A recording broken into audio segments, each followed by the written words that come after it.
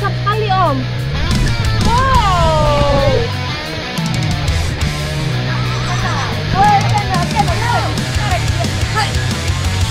Sini. Gak apa, saya ikut jatuh.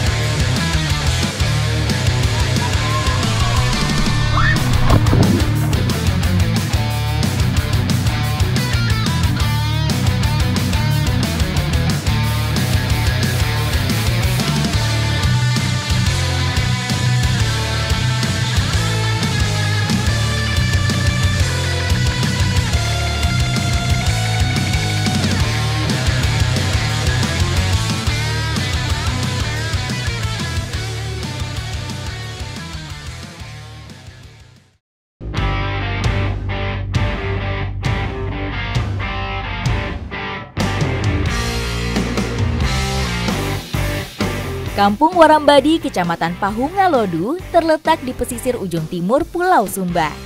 Kawasan ini dianugerahi pantai yang landai dan arus yang tenang. Sebagian warganya menggantungkan mata pencaharian sehari-hari dari hasil melaut.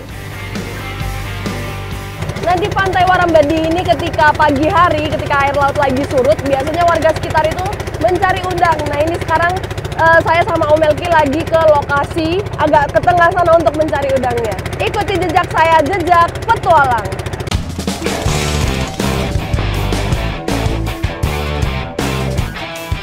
Memanfaatkan momen meti alias air laut surut, kami memacu perahu ke tengah-tengah perairan. Saya bawa ini umpannya ya. Nah, ini kita lagi nyiapin umpan buat nangkep si udang mantisnya. Ini umpannya pakai gurita yang udah dikeringin. Ini dipotong kecil-kecil supaya muat ya ditaruh di alatnya ya. Target buruan kami adalah udang mantis yang hidup di pasir berlumpur, bersembunyi di antara lamun dan karang. Nah, ini baru aja kepasang satu alat perangkap buat nangkep udang mantisnya. Ini alatnya namanya girat dan itu ada karet, ada tali ini untuk menangkap. Terus nanti kalau misalnya udangnya udah memakan umpannya ini, pasti ini langsung akan ke trigger, ketarik dan ini langsung tertangkap udangnya. Sekarang kita mau cari lubangnya lagi.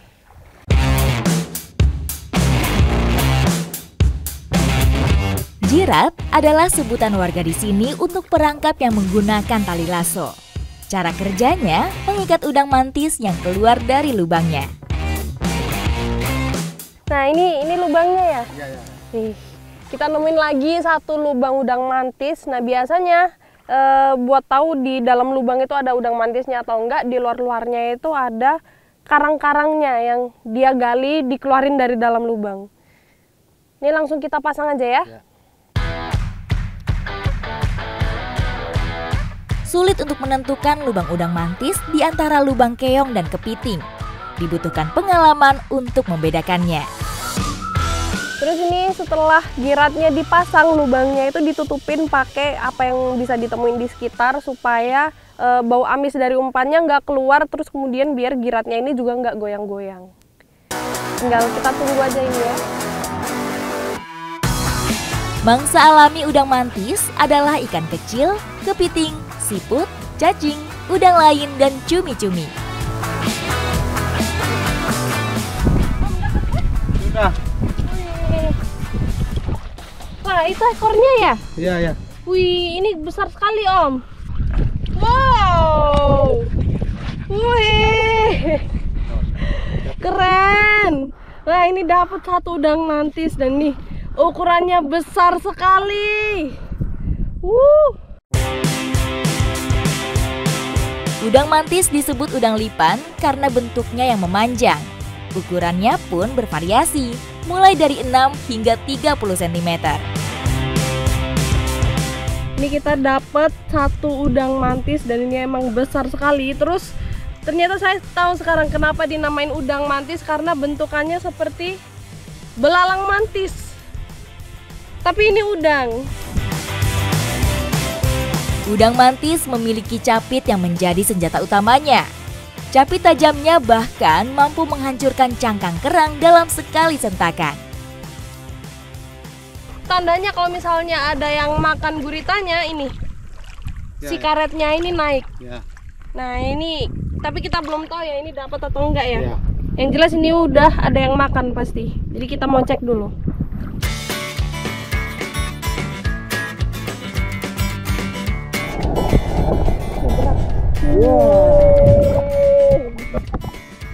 Udah dari awal Marik udah berasa berat nih. Lautnya udah mulai pasang ya? Sudah mulai pasang. Kita mau balik aja ke darat sekarang karena bahaya kalau di sini. Tangkapan hari ini langsung kami olah di pantai yang terletak tidak jauh dari kampung Warambadi, yaitu Kambu Omang.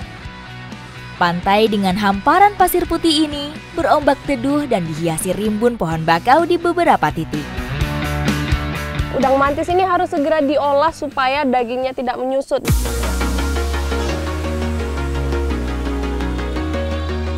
Membersihkan udang mantis cukup membuang bagian kipasnya saja.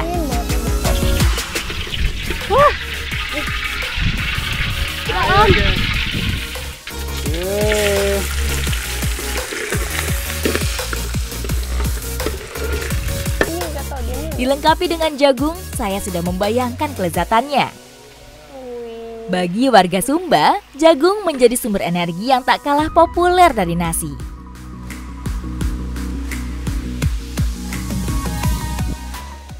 Ini dia udang mantis saus asam manis. Akhirnya mateng juga ya. Kita makan Om sekarang Om.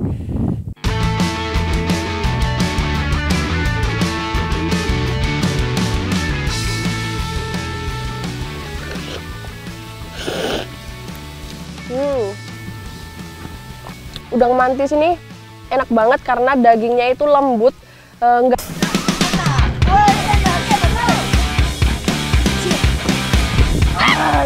Gak apa, saya ikut jatuh.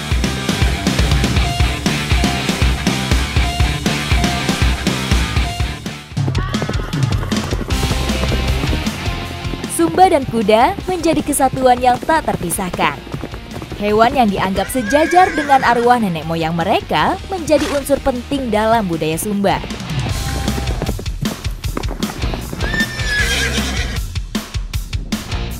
Di Kampung Leiwila, Desa Kaliuda, saya nggak naik mobil, melainkan naik kuda. Bukan cuma buat jalan-jalan, tapi saya mau coba giring kuda masuk ke dalam kandang. Ikuti jejak saya, jejak petualang. Hai!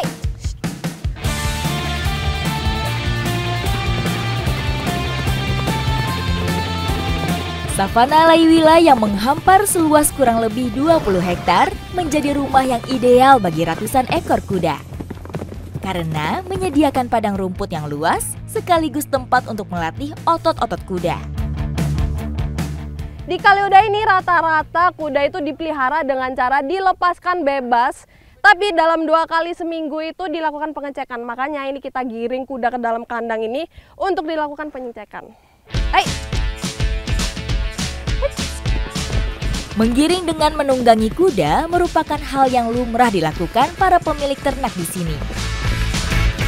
Nah ini kalau sudah di dalam kandang seperti ini akan dipisahkan tiap-tiap kelompok supaya pejantan dari tiap kelompok itu tidak bertarung. Baru kemudian kita lakukan pengecekan. Ini kita mau ngecek karena banyak juga kuda yang barusan melahirkan. Ini ada banyak baby-baby kuda di sini. Sekarang kita mau ngobatin lukanya salah satu kuda di sini, tapi meskipun udah di dalam kandang kita harus tangkap lagi kudanya karena ini liar semua. Yang mana Bu kudanya? Iya. Yang ini kah? Woi. Oh. Ini bro. Menangkap bayi kuda di antara gerombolan kuda dewasa bukan perkara mudah. Menangkapnya pun harus menggunakan tali lasso. Yeay!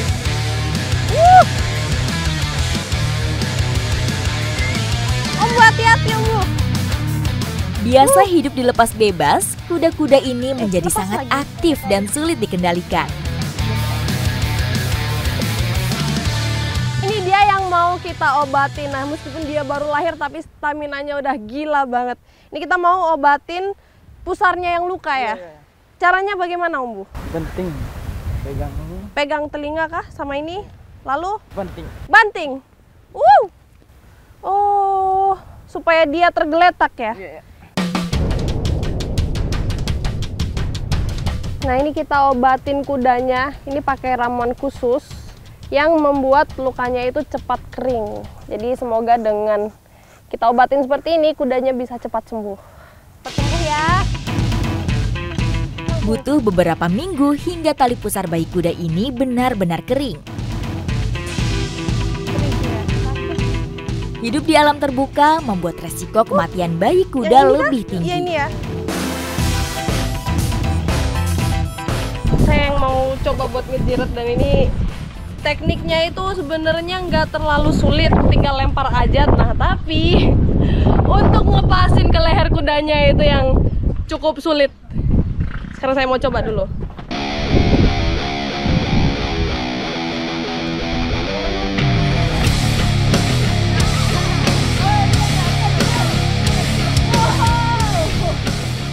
First try langsung kena, Bu. Weh, seneng banget saya. Yuk. Pegang kepala.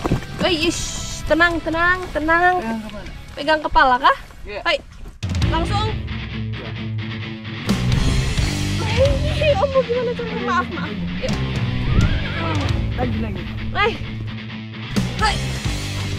Sini. Jatuh dia. Gak apa, saya ikut jatuh, tapi yang penting kudanya bisa diobatin dulu. Ini meskipun kelihatannya kasar, meskipun kelihatannya menyakitkan, tapi ini adalah cara yang paling efektif buat ngobatin luka kuda ini. Maaf ya kuda ya. Tolong pasti nunggu ya.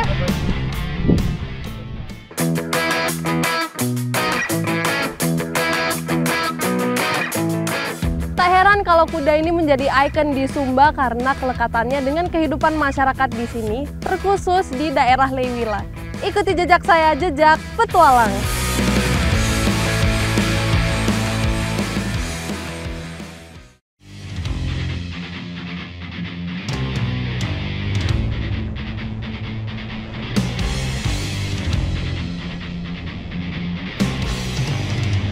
Mutiara dari Timur atau Pulau Sumba dilimpahi kekayaan alam yang mempesona. Tak terkecuali pesona Waimarang yang terletak di kampung Waimarang, Melolo, Sumba Timur. Bersembunyi di antara lebatnya pepohonan, saya harus menelusuri jalur setapak untuk menuju ke sana. Perjalanan saya tidak terasa melelahkan karena sepanjang perjalanan dihadiahi pemandangan cantik perbukitan. Petualangan saya di Sumba dibuka dengan pemandangan yang cantik sekali. Seperti yang bisa dilihat di belakang saya ini ada air terjun Waimarang. Ini kelihatannya aja udah seger banget. Nah, sekarang saya sama Bang Imron udah nggak sabar nih mau nyobain seseger apa air di sini. Ikuti jejak saya, jejak petualang.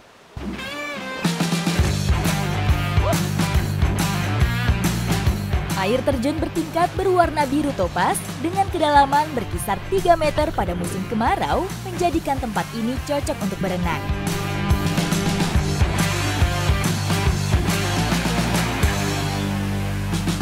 Waimarang.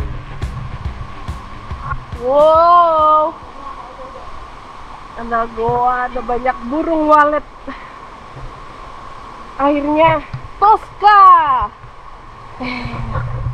Airnya bener-bener dingin banget. Ini pas kalau misalnya lagi panas-panasan di Sumba, kita pengen menyegarkan badan, kita bisa renang di sini. Bener-bener pas nih.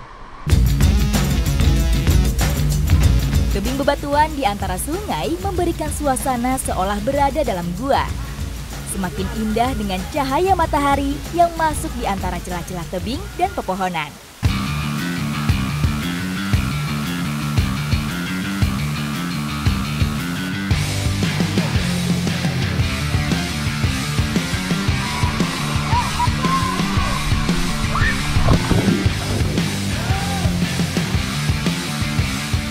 Berenang ditemani suara gemericik mata air pegunungan yang mengalir melewati celah terasa begitu menenangkan.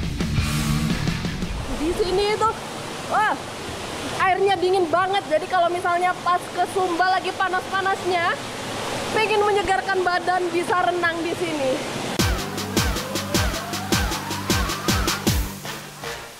Danau kecil Waimarang ini dikelilingi tebing bebatuan kapur. Saya memutuskan untuk memanjat salah satu jalur setinggi 4 meter untuk mengeksplor lebih jauh. Kalau saya mau nyoba buat manjatin batu ini biar bisa lompat dari atas air terjun.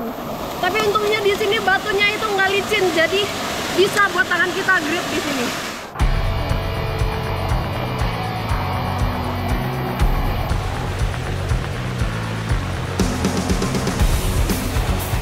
Air terjun berundak ini memiliki 3 tingkatan. Celah antara tebing membuat air terperangkap dan membentuk kubangan alami. Danau pada tingkatan kedua memang tidak terlalu lebar, tetapi kedalamannya berkisar antara 4 hingga 6 meter. Di air terjun yang atas ini justru airnya tuh lebih gelap, berarti tandanya di sini tuh lebih dalam. Lebih ngeri juga ini tantangannya nih. Mau nyobain nggak? Ayo. Ayo.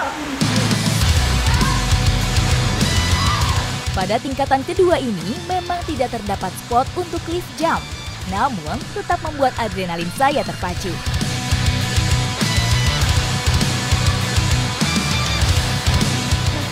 Di air terjun yang di atas ini sampai ada sarang laba-laba di mana-mana, saking sepinya. Soalnya biasanya orang-orang kalau kesini itu mainnya di air terjun yang di bawah.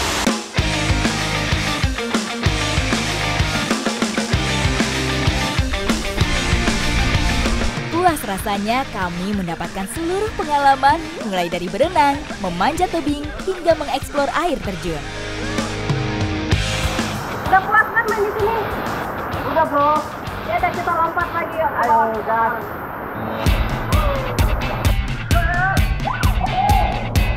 Petualangan kami di Waimarang ditutup dengan lompatan terakhir ke kolam terbawah.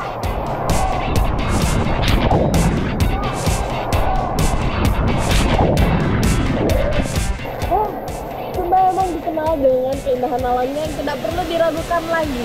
Apalagi ke air terjun Waimarang ini kita nggak cuma bisa vacation aja, tapi dapat aksinya juga. Ikuti jejak saya, jejak petualang.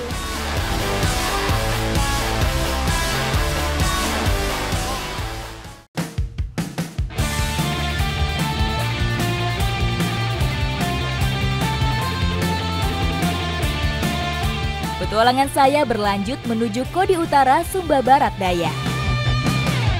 Kedatangan saya bertepatan dengan migrasi kawanan belalang.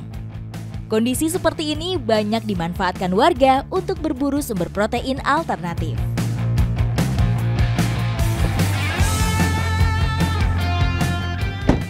Wah, ngelihat ini saya langsung berhenti di sini nih. Karena di jalan tadi ngeliat banyak sekali kumpulan belalang, terus apalagi ada banyak anak-anak kecil ini lagi tangkap belalang pakai jaring. Nah, sekarang saya mau ikuti jejak saya, jejak petualang. Tak hanya para petani, anak-anak setempat juga ikut memburunya, sembari bermain dan mengisi waktu luang. Nah, anak-anak kecil di sini tuh memanfaatkan jaring seperti ini, kemudian lari, dipegang bagian sini dan sana, lari buat menangkap belalang sebanyak-banyaknya. Ayo kita lari ya, yuk! Menangkap belalang dengan jaring menjadi cara terbaik, karena dapat mengurangi jumlah serangga ini secara masif tanpa merusak lingkungan.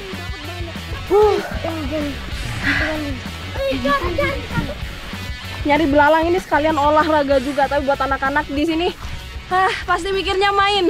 Mereka nggak ada capeknya soalnya. Ini dapat banyak. Wah, ini dia belalangnya. Wah, langsung ambil, ambil lagi.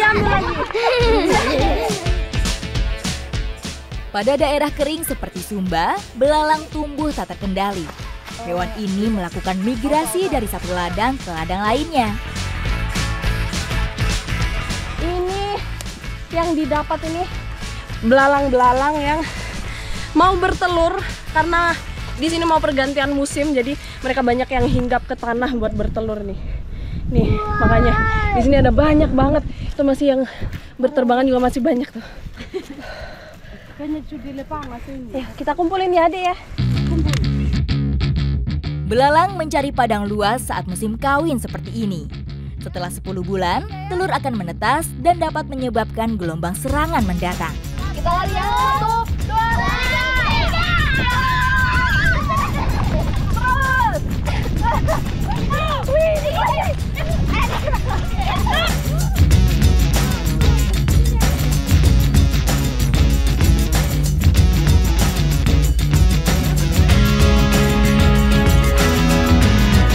Siapkan botol ya. Kita tangkap lagi, yuk. Tangkap lagi. Masuk situ.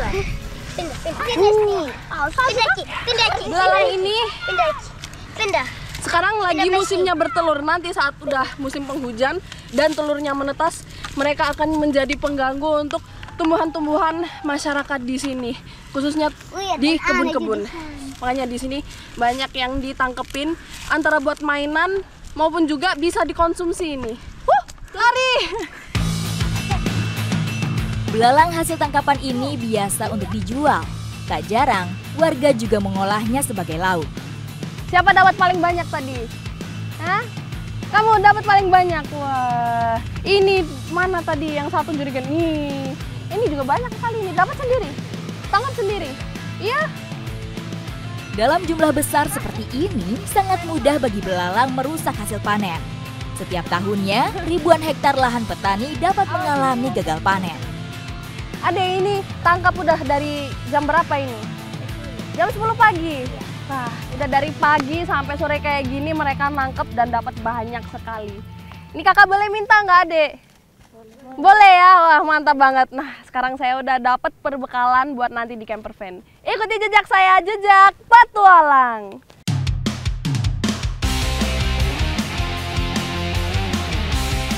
Berpetualang di Sumba tentu tidak boleh melewatkan perbukitannya.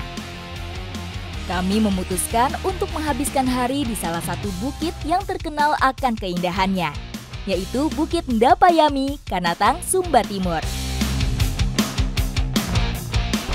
Jadi ini kita lagi menuju ke salah satu spot camping yang di sini itu cukup terkenal dan tempatnya itu juga keren banget, bisa dilihat dari view-nya kiri kanan ini perbukitan. Tapi ya ini challenge-nya nih, jalannya itu berbatu dan naik turun, tapi justru ini yang bikin seru. Perbukitan Sumba ditandai oleh vegetasi berupa padang rumput. Ketika memasuki musim hujan, warga baru mulai memanfaatkan lahan ini untuk bercocok tanam. Sebelum hari semakin gelap, kami mulai mendirikan tenda.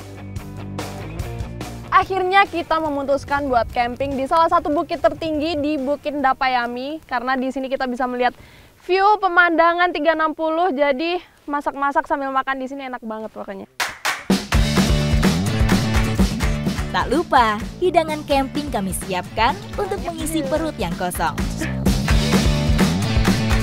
Ini dia belalang yang udah ditangkap. Ini bisa jadi perbekalan untuk camping karena udah digoreng kering. Jadi ini tahan lama. Nah, belalang yang udah digoreng ini sekarang tinggal kita campurin sama bumbu yang udah wangi. Belalang goreng dengan bumbu cabai garam telah matang. Keladi yang dibeli dari pasar sebelumnya juga kami bakar sebagai pendamping santapan. Yang ada di piring ini semuanya adalah hasil alam dari Sumba. Nah, ini ada keladi kemudian diberi sama gula lontar. Cuman nih supaya lebih mantap lagi, saya tambahin keju. Ini dari aromanya aja udah nggak sabar pengen nyicipin. Bang, ayo makan dulu kita, Bang. Ayo, Jen.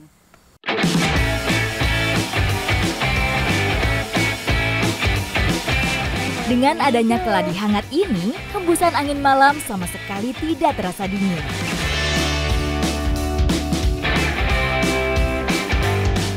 Tak lupa, kami juga mencicipi cemilan malam kami, yaitu belalang goreng. Belalang ini setelah diolah seperti ini, surprisingly rasanya itu nikmat banget loh. Apalagi udah digoreng kering, crispy-nya itu dapat banget. Apalagi dengan bumbu-bumbu yang pas rasanya, semakin nikmat.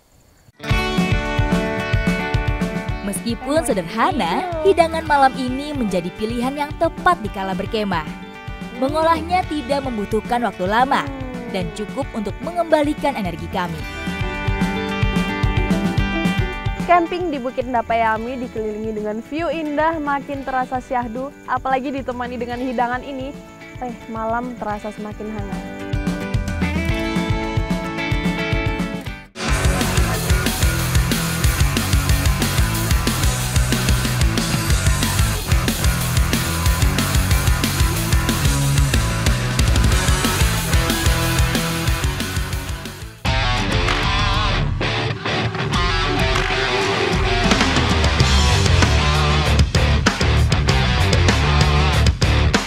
Pulau Sumba dan landscape Bukit Sabana rasanya sangat sulit untuk dipisahkan.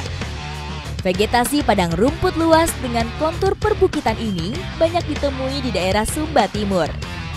Bukit Lakaruku yang terletak di Kecamatan Kambata, Mapambuhang menyajikan view cantik dengan padang berundak sejauh mata memandang. Hari ini bersama teman-teman Z Rally Camp saya diajakin buat main-main ke Savana Lakaruku dan sebentar lagi kita mau terabasan ke lokasi yang gak kalah cantik. Ikuti jejak saya, jejak petualang.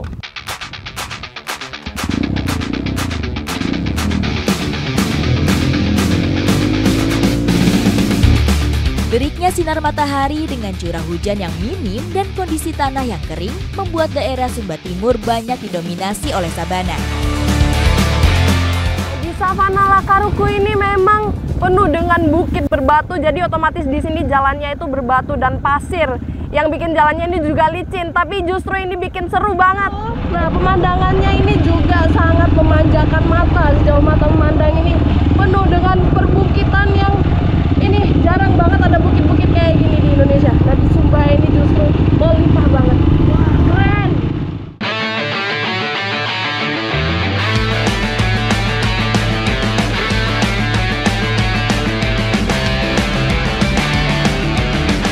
Musim panas menjadi waktu yang tepat untuk menikmati jalur off-road di Bukit Lakaruku.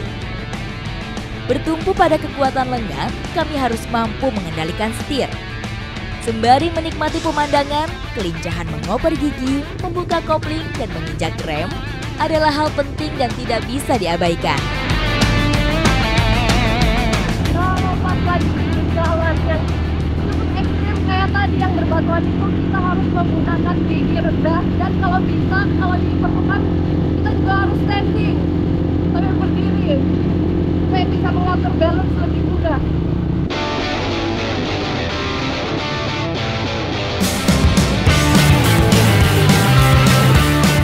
Menyusuri jalan tanah berbatu sejauh kurang lebih 5 km, sampailah kami di Desa Maidang.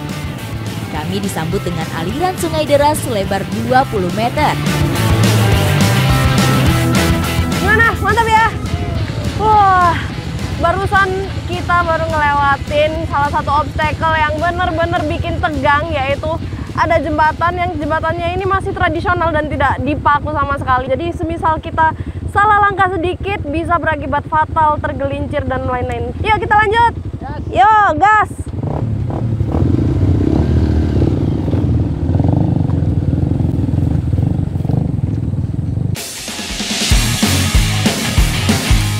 Medan bebatuan terus kami lewati.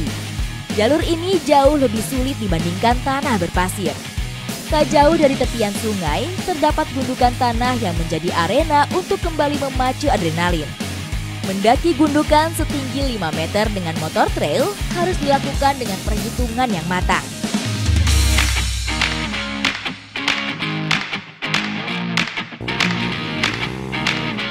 Wah, kita udah ngelewati jalur bebatuan yang emang jalurnya kita harus memilih jalan sendiri. Tapi semua medan sudah saya lewati dan puas sekali rasanya. Nah ini sebelum hari gelap kita semua mau balik. Kita balik ya bro ya? Oke, yuk ikuti jejak saya, jejak petualang.